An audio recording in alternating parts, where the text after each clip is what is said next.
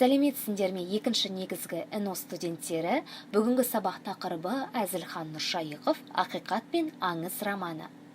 Әзілхан Нұршайықов 1922 жылы Шығыс Қазақстан облысы Жарма ауданы Келінсүйегі деген жерде дүниеге келген. Қазақстан Республикасының халық жазушысы. Алматы қаласындағы Тау-Кен институтында, Семейдегі Қазақ педагогикалық училищесінде педагогикалық институтында оқыған. Нұршайықов «Махаббат қызық мол жылдар» романымен «Ескі дәптер», «Әсем», «Ботагөз» повестерінде адамгершіліктің, әсемдік пен диалектикалық үйлесіміне баса назар аударған. Кейіпкерлерінің рухани ізденістерін нанымды суреттеген. Қаһармандық рухтағы «Ақиқат пен аңыз» романымен «Тоғыз толғау», «Махаббат жыры», «Ғажап адам», «Невель түбінде», «Великие Луки» ұрыстары, тағы басқа әңгіме повестері дерек пен дәйектің, тарихи шындық пен көркемдік шешімнің арақатынасын ашуға бағытталған. Михаил Шолоховтың «Адам тағдыры», Павленканың «Жарияланбаған хат» әңгімелерін, Якобсонның «Қорқау» пьесасын, тағы басқа туындыларды қазақ тіліне аударды. Нұршайықов екінші дәрежелі даңқ, құрмет белгісі, халықтар достығы, екінші дәрежелі отан соғысы ордендерімен, бірнеше медальдермен марапатталған. Біз бүгін жазушының «Ақиқат пен аңыз» романына тоқталамыз.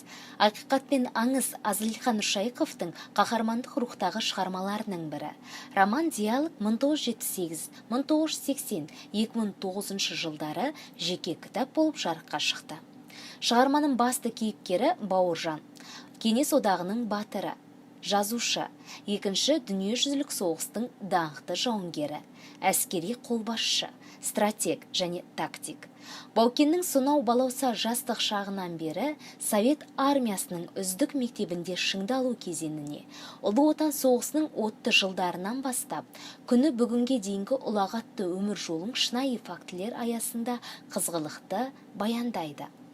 Романның жазылу формасы да ерекше. Бүкіл оқиға автор мен кейіпкердің диалогы арқылы өтеді. Шығармада Бауыржан өзі айтқанынан қайтпайтын, тәкаппар, өр мінезді кісі болғанын көрсетеді. Жас кезінен бастап әкесінің сөздерін жадыңда сақтап өскен адам. Өлсе де өтірік айтпайтын, жамандық ойламайтын ақ жүректі кісі болған. 1928-1930 жылдары бастауыш мектепте ұстаздық етеді. Біраз уақыт аудандық атқару комитетінің жауапты хатшысы ретінде қызмет атқарады. Аудандық милицияда 6 айдай жұмыс істейді. 1932-34 жылдар аралығында Қызыл армия қатарына қызмет етеді. 1933 жылы полк мектебін бітіреді. Жазушы сұрақ қоярдың алдыңда Бауыржанның қас қабағына көбірек қарап, шырт етпе мінезіне кетесіп қалмауды көздейді. Герой характеріндегі осындай өзгеше белгілерді жазушы романда бүкпей жасырмай, жаба сіркелемей ашқан. Ата-ана, туған туысқандары жөнінде көбірек әңгімелейтін Бауыржан Момышұлының өз шығармаларындағы эпизодтарға жазушының ден қойып отыратындығы да осыдан. «Ақиқат пен аңызда» Бауыржан Момышұлы әр қырынан көрінген. Бүкіл дивизияны басқарып, жауға аттанған командирдің тапқырлығы мен алғырлығы үлкен шайқас, кескілескен ұрыстардың үстінде айқын көрінеді. «Алға, қырандарым!» деп тағы да қарылға айқайлап, ілгері жүгірдім. «Қырандарым!» таудан төңкерілген судай ағыңдап, менен озып, айналамнан алға қарай ағытылып жатты. 9-шы гвардиялық дивизияның командирі Момышұлының осы тәрізді кескілескен шайқаста жеңіске жетуінің негізгі тетігі әскери өнерге жетіп, нағыз ұстаз, жетекші екендігі шығармада осылай дәлелденген. Ерліктің негізі сүйіспеншілік. Кісі сүйгенінің құлы да, құрбаны да болады. Отанын сүйген солдат ол үшін отқа да, суға да түседі. Сөйтіп, саналы түрде ерлік жасайды. Ақиқат пен аңыздың көркемдік шешімі де, алға тартары да, эстетикалық ұғым, талғамы да, философиялық түйіні де міне осында. Командирінің отан алдындағы міндетін бүкіл армия болып қабылдауында. Романда тарихи тұлғаның характері, армияның қажымас ерлігін, қаһармандық күресін суреттеу үстінде айқындала, даралана түсіп, бас геройдың қатысуымен бүкіл майдан өмірін танытуға жазушы мол мүмкіндік алған. Ақиқат пен аңыздың және бір өзгешелігі Бауыржан Момышұлының бейбітшілік өмірде қарудың орнына қолына қалам алып идеология майданында жазушылық өнерімен танылуы.